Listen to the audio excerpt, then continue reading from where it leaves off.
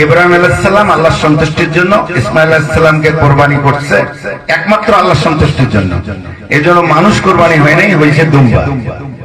আর আপনার কোরবানি বলতে পীরগাছা কাউনিয়ার লাখ লাখ নারী পুরুষের কোরবানি। এই জন্য এই কোরবানিটা বড় কোরবানি। আপনারা বলেন, আপনারা এখানে জামাতের সমর্থন থাকতে পারেন। আপনারা যদি জামাতের সমর্থক এখানে থাকেন, আমি আপনাদেরকে শ্রদ্ধার সাথে বলছি, ভাই আপনি বলেন এই কথা কি আপনি মানবেন? আপনি কি মানবেন এই কথা? আপনি রাজনীতি করবেন, ভালো কথা। আমি আজকে থেকে জামাত শিবিরের লোকদেরকে বিনীতভাবে অনুরোধ করব, আপনারা বলেন আপনারা এখানে জামাতের সমর্থন থাকতে পারেন। আপনারা যদি জামাতের সমর্থক এখানে থাকেন, আমি আপনাদেরকে শ্রদ্ধার সাথে বলছি, ভাই আপনি বলেন এই কথা কি আপনি মানবেন? আপনি কি মানবেন এই কথা? আপনি রাজনীতি করবেন, ভালো কথা। আমি আজকে থেকে জামাত শিবিরের লোকদেরকে বিনীতভাবে অনুরোধ করব, আপনারা রাজনীতি করবেন, করেন। এই দেশ আমার, আপনার, আমাদের সবার, ঠিক কিনা বলেন? কিন্তু আপনারা আজকে থেকে ইসলাম শব্দ ব্যবহার করবেন না। ইসলাম আপনার হাতের মোয়া নয়, ঠিক কিনা বলেন? আপনি ইসলাম শব্দকে ইউজ করে আপনি মুসলমানের ইমোশন নিয়ে কাজ করবেন, ভোট কিন্তু পাবেন না, ভোট কিন্তু নসিবে নাই। কারণ আপনাদেরকে আমি বলে দিতে চাই, ও মাকারু ওয়া মাকারাল্লাহ ওয়াল্লাহু খায়রুল মাকিরিন। শ্রেষ্ঠ কৌশলের মালিক কে? আরো জোরে বলেন। জিতানোর মালিক কে? ঠকানোর মালিক কে? আমাদেরকে চালায় কে? জীবন দিয়েছে কে? নিবে কে? হিসাব নিবে কে? আল্লাহর কথা মনে রাখেন, মৃত্যুর কথা মনে রাখেন। সাধারণ মানুষের ঈমান নিয়ে ছিনিমিনি খেলবেন না, ঠিক কিনা বলেন? আপনারা আমার সাথে একমত? এই কথাগুলোকে আবার আরেকটা আছে, ওই যে কুষ্টিয়া একটা পাগল স্টুপিড আমির হামজা, এটাই ওই দিন বলতেছে, ওইটাই দিন বলতেছে দাড়ি পাল্লায় একটা ভোট দেওয়া 18 কোটি মানুষের নামাজের সওয়াব নাকি মিলে যাবে। এই কথাকে যারা বিশ্বাস করে সিল মারতে যাবে, এগুলার ঈমান নাই, ঈমান নাই, এরা মুনাফিক, মুনাফিক, মুনাফিক, ঠিক কিনা বলেন? আবার এই দাড়িপাল্লা মার্কা ভোট দিলে নাকি জান্নাত সুনিশ্চিত। আরে ভাই, জান্নাত কি এত সস্তা জিনিস? একদল মানুষের জন্য 8টা জান্নাত, তাইলে বুঝেন এই মানুষগুলো কত পবিত্র। আর 72 দলের জন্য, বেঈমান কাফেরদের জন্য আল্লাহ দোজখ বানাইয়া রাখছে, তাইলে বুঝেন এদের অবস্থা কত খারাপ, ঠিক কিনা বলেন? সর্বপ্রথমই দেখলাম একটা ভিডিও সামনে চলে আসলো, ক্লিক করলাম, কলার পরে দেখতে পাচ্ছি এখন আমাদের দেশে এই বছর একটা প্রতীক নিয়ে কিছু লোক মাথাচাড়া দিয়েছে, সেটার নাম হলো দাড়িপাল্লা। আমার কথা কয় না? আছে না নাই? আছে না নাই? এই দলটা কোন দল? এই কি? এদেরকে জামাতি ইসলামী বলা যাবে না, কারণ এদের মধ্যে জামাতি ইসলামী বলা যাবে না, এদেরকে জামাত শিবির বলবেন। জামাতি ইসলামী এদেরকে বলা যাবে না, কারণ এদের মধ্যে ইসলামের ন্যূনতম জ্ঞান নাই।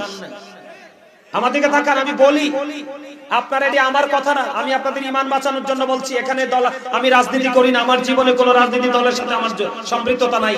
কিন্তু এখন এমন এক পরীক্ষার মধ্যে আইসা পড়ছি, আমার মনে হয় জ্বলন্ত আগুনটা হাতে রাখতে সম্ভব হবে, কিন্তু ঈমানটা রাখতে পারবো না। আপনি দেখেন, আমি বলি, যিনি অন্যায় করে এবং যিনি অন্যায় সহ্য করে, দুজনই সেম টু সেম।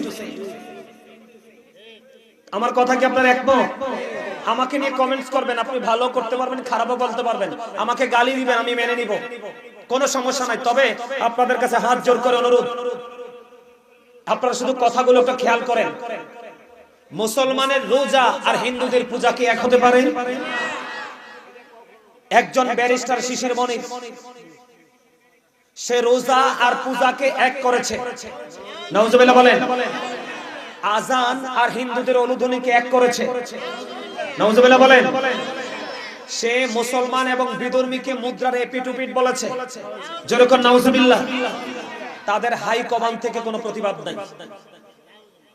খেয়াল করবেন, সে যে বক্তব্য দিয়েছে অনেক লম্বা টাইম হয়ে গেছে, এখনো পর্যন্ত কিন্তু তারা, তাদের হাই কমান্ড থেকে কিন্তু তারা এই পর্যন্ত কোনো ধরনের কোনো কি করে নাই, প্রতিবাদ করে নাই। আপনারা বলেন, এই কথাগুলো যদি আপনার বাচ্চা বিশ্বাস করে, সে কি ঈমান থাকবে? কথা বলেন। মুসলমান হলো শ্রেষ্ঠ, তাদের জন্য জান্নাত, আর বেঈমান হলো নিকৃষ্ট, তাদের জন্য জাহান্নাম। দুটোকে এক করে দিয়েছে, নাউজুবিল্লাহ বলেন। আরো জোরে। সম্মানিত উপস্থিতি, আমি আপনাদেরকে বলে দিতে চাই, কালকে তাদের দলের একজন আমি আসলে ওই নামটা বলতে পারবো না, তাদের দলের একজন বলতেছে সে শেখ হাসিনার আমলে, সেখানে যে শেখ হাসিনা যখন ক্ষমতায় ছিল, শেখ হাসিনার আমলে সে বিদেশ থেকে লাইভ একবারে মানে গরম করে ফেলতো, মনে হয় যেন লাইভ সব ভেঙে ফেলবে।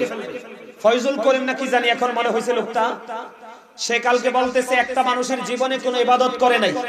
এদিকে তাকান, একটা মানুষের জীবনে কোনো ইবাদত করে নাই, সে যদি স্মোকিং করতে করতে, বিড়ি টানতে টানতে, কি করতে করতে, সে যদি বিড়ি টানতে টানতে যদি মানুষকে দাড়িপাল্লা মার্কায় ভোট দেওয়ার জন্য, মানুষ জামাত শিবিরকে ভোট দেওয়ার জন্য যদি মানুষকে উৎসাহিত করে, তার নাকি সারা জীবনের গুনাহ মাফ হয়ে যাবে। আরে জোরে বলেন না নাউজুবিল্লাহ। এটা কি আপনি আমলি করেন, বিএনপি করেন, যেই দলে করেন, আপনার যেটা ভালো লাগে করেন, কিন্তু একজন মুসলমান হিসাবে এই বক্তব্য যে মানবে, যে বিশ্বাস করবে, তার কি ঈমান থাকবে? কথা বলেন। যুবক ভাইরা আমাকে হাত তুলে দেখান, এই বক্তব্য কি আপনারা বিশ্বাস করেন? আপনি আমলি করতে পারেন, বিএনপি করতে পারেন, আপনার মনে যেই দল মন চায় সেটা করতে পারেন, কিন্তু আপনি কি এটাকে বিশ্বাস করেন? আরে ভাই, কারো শরীরের মধ্যে যদি হারাম থাকে, কি থাকে?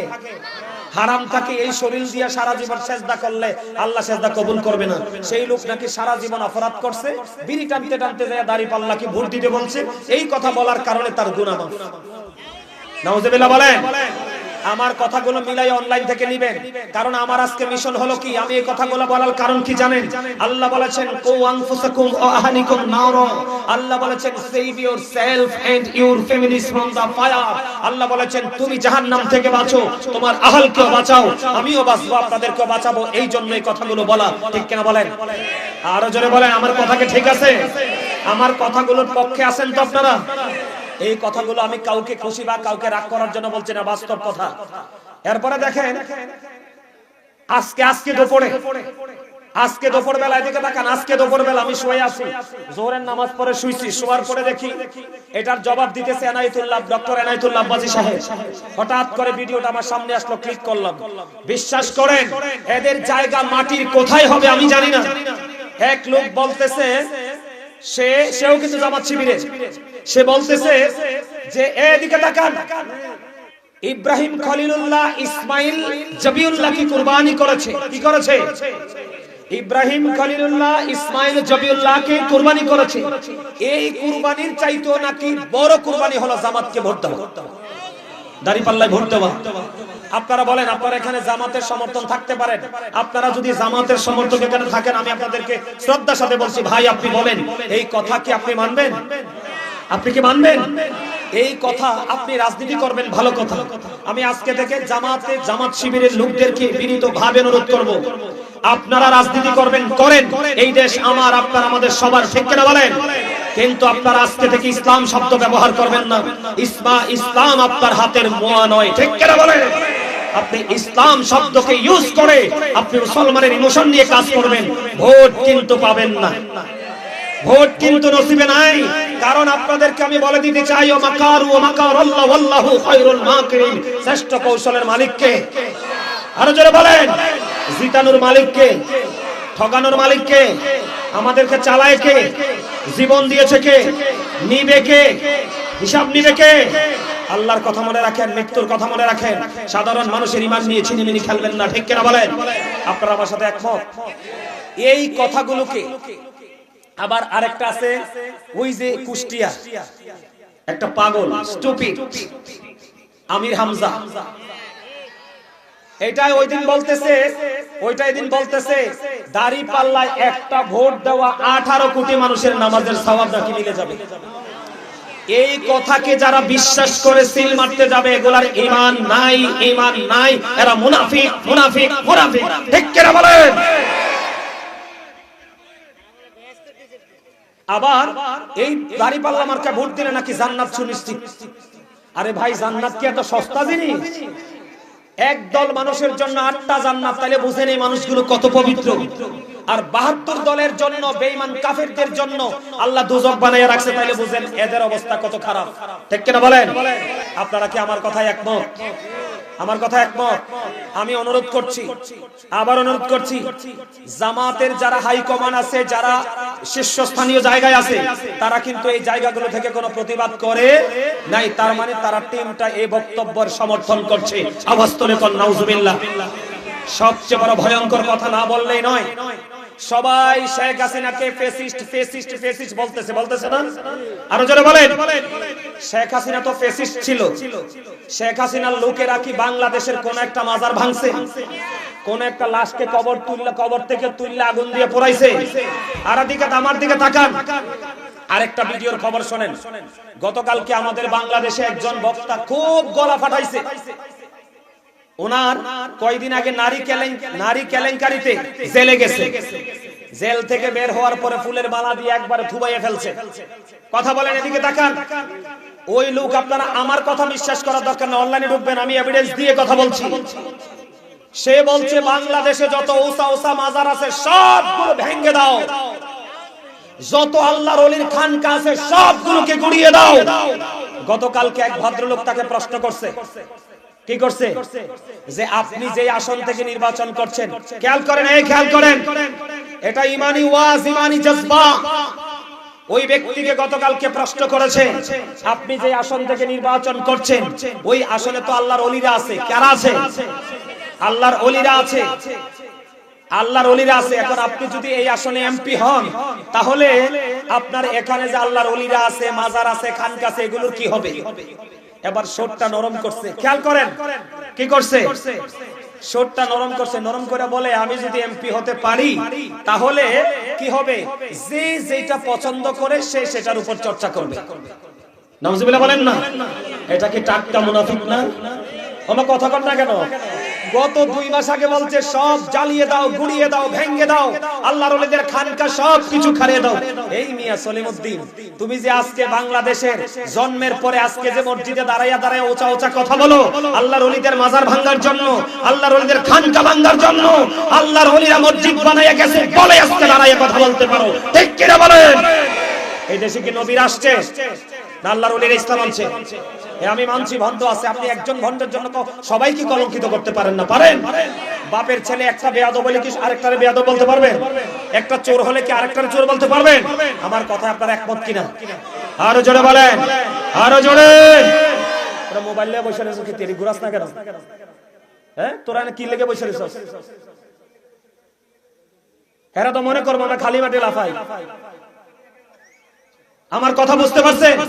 সে কালকে কি বলছে, যে যেটা পছন্দ করে, তার মানে আল্লাহর ওলির সমর্থক যারা, তারা আল্লাহর ওলিদের মাজারে যাবে, জিয়ারত করবে। এটা কি বুঝাইছে? এটা কিন্তু আসলে মনের কথা না। আমি আপনাদেরকে বলে দেই, এটা কিন্তু ওই লোকের মনের কথা না, এটা ভোটের জন্য। কিসের জন্য?